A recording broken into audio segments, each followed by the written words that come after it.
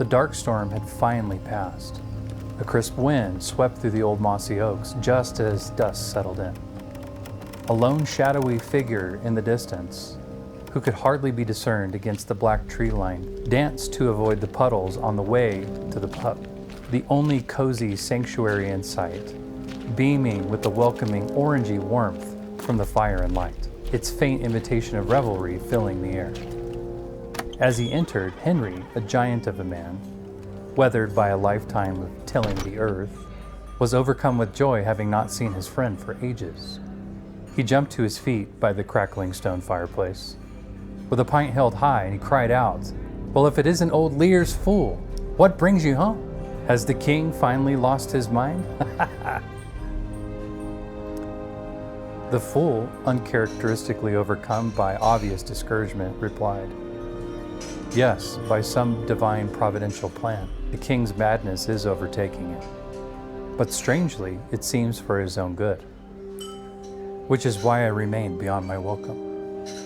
Henry, concerned for his friend, immediately had him sit by the fire to be warmed up and dry off, then sternly ordered the barkeep to order his friend a much-needed ale, and then he turned to him and begged to hear more.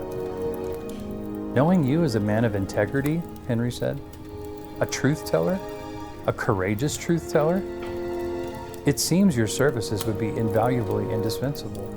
What do you mean, beyond your welcome?" Henry curiously asked.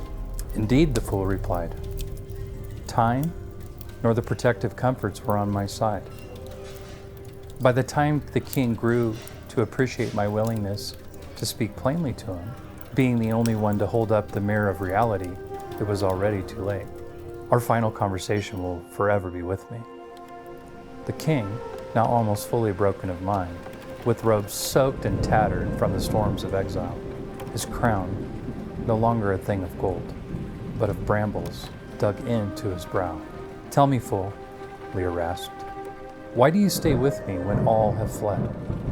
I grinned, staring at him as keenly as ever. "Because someone must remind the king he is but a man, not a god." Lear's outburst of laughter was swallowed by the wind.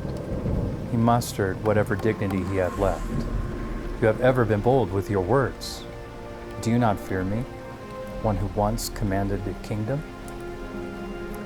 Wondering if I had overstepped, I inquired, "What is a kingdom to a fool who speaks the truth? If I feared you, I would be silent.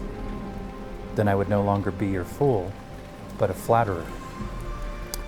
Lear stopped, his weary eyes searching my face. "And what has that truth earned you?" "Exile, behind a mad old man." Conscious bound, I shrugged. A man who tells the truth may lose his comforts, but a man who lies loses himself.